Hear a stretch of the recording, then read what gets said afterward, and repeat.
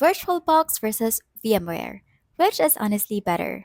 In this video, I'll be comparing VirtualBox and VMware to help you decide which tool for visualization is actually better. Let's get started with VirtualBox.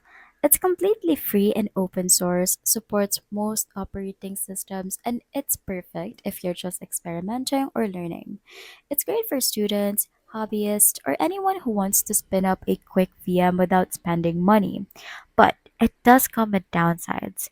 It can be slow, buggy, and often needs manual tweaking, especially for graphics or networking. On the other hand, VMware offers a much smoother experience. It supports better hardware acceleration, improved graphics performance, and professional tools like snapshots, seamless file sharing, and more stable networking. If you're a developer, IT pro, or someone who needs virtual machines for work, VMware is most reliable. But most of their advanced features are locked behind a paywall. So here's the bottom line.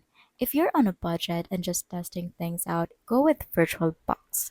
But if you want better performance, stability, and a more professional setup, VMware is honestly the better choice. And that is my breakdown of VirtualBox versus VMware.